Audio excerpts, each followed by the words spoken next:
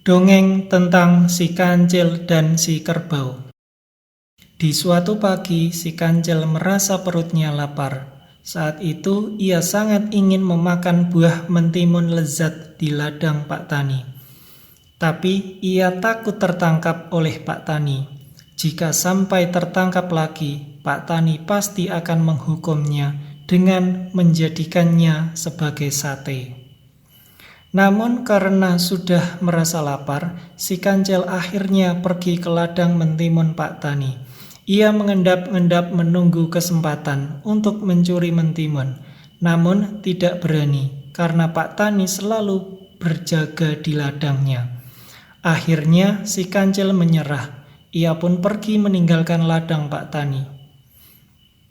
Saat pergi meninggalkan kebun Pak Tani, si kancil bertemu seekor sapi tengah memakan rumput.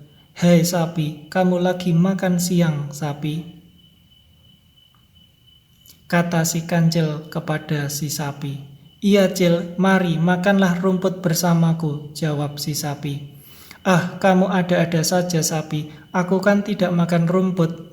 Aku mau makan mentimun. Kamu mau mentimun tidak, hei sapi?" kata si kancil lagi. "Oh, mau. Mana mentimunnya, kancil?" kata sapi. "Itu banyak mentimun di ladang Pak Tani. Mari kita ambil mentimun Pak Tani," ajak si kancil. "Ah, tidak. Kalau mentimun Pak Tani aku tak mau.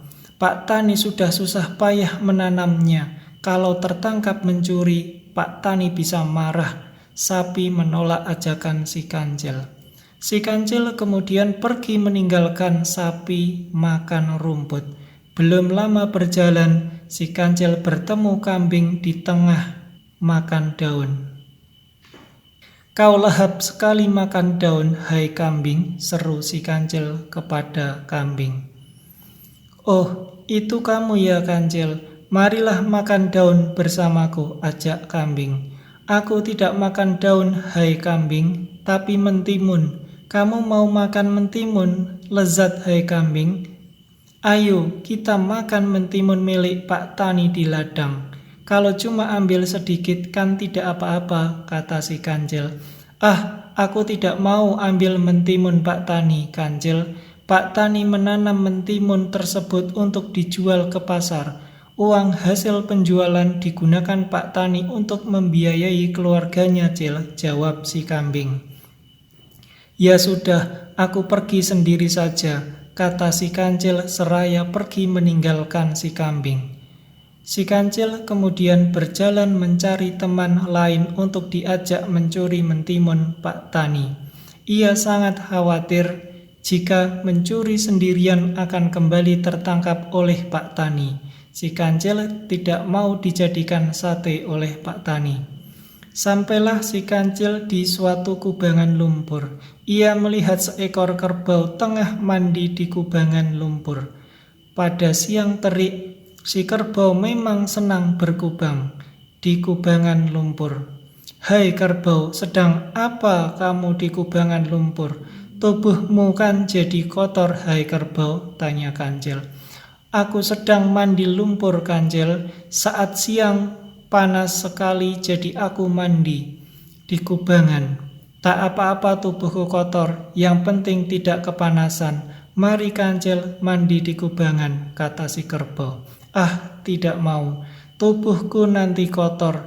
Ngomong-ngomong, siang hari ini kamu sudah makan belum, kerbau? Kalau belum, mari kita mengambil mentimun Pak Tani di ladang. Mentimun milik Pak Tani sangat lezat loh," ajak si kancil. "Aku takut mengambil mentimun Pak Tani, Cil," kata si kerbau. "Iya, aku tahu. Tapi kita kan hanya mengambilnya beberapa buah saja, kerbau. Kalau kamu takut, biar aku saja yang memetik buah-buah mentimun itu. Kamu hanya berjalan saja ke ladang Pak Tani bersamaku. Bagaimana, mau?" Si kancil membujuk si kerbau. "Baiklah, tapi ingat ya, kamu yang memetik buah mentimun itu ya. Aku hanya berjalan menemanimu saja ke ladang Pak Tani," kata si kerbau. Si kancil dan si kerbau kemudian berjalan beriringan menuju ladang Pak Tani. Saat itu Pak Tani tengah membersihkan ladangnya. Si Kancil dengan cerdiknya berjalan di balik tubuh besar kerbau, sehingga tidak terlihat oleh Pak Tani. Sedangkan Pak Tani tidak curiga sedikit pun melihat kerbau melintas di ladangnya, karena kerbau tidak pernah mencuri mentimun miliknya. Ketika Pak Tani lengah, si Kancil dengan cekatan mengambil mentimun-mentimun milik Pak Tani. Si Kancil dan si kerbau kemudian segera pergi ke tempat sepi untuk menikmati mentimun-mentimun segar tersebut. "Kamu cerdik sekali, Kancil. Pak Tani tidak curiga sedikit pun melihat aku berjalan di ladangnya," kata si kerbau sambil memakan mentimun. Keesokan harinya, si Kancil dan si kerbau kembali mengulangi perbuatannya mencuri mentimun Pak Tani. Berbeda dengan hari kemarin, kali ini Pak Tani merasa curiga melihat si kerbau terus-menerus berlalu lalang di ladangnya. Pak Tani kemudian memeriksa mentimun-mentimun miliknya yang sebentar lagi akan dipanen. Betapa kagetnya Pak Tani begitu mengetahui bahwa mentimun-mentimun yang berukuran besar miliknya banyak yang hilang. "Kurang ajar, kenapa mentimun-mentimun besarku banyak yang hilang? Jangan-jangan dicuri oleh kerbau. Awas kau kerbau," kata Pak Tani dengan sangat marah. Keesokan harinya, Pak Tani kembali berjaga di ladang. Ia sudah menyiapkan tambang dan pecut untuk menangkap pencuri mentimunnya. Beberapa saat kemudian, Pak Tani melihat si kerbau berjalan mondar-mandir di ladangnya. Pak Tani mendekati si kerbau secara perlahan.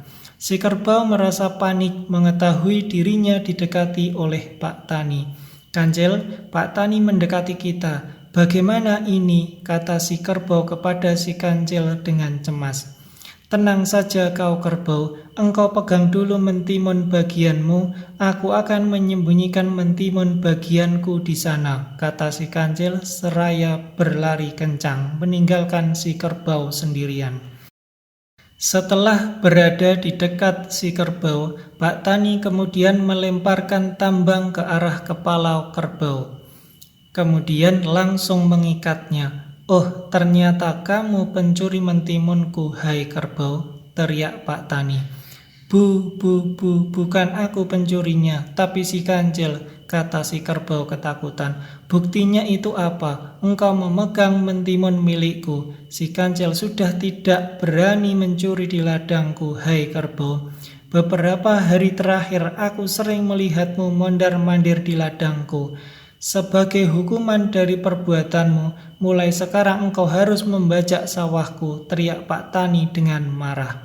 Baiklah Pak Tani, aku mau membajak sawah milikmu," kata si kerbau. Pak Tani memegang erat tambang, pengikat kepala si kerbau agar tidak lari. Sejak saat itu si kerbau bekerja membajak sawah Pak Tani.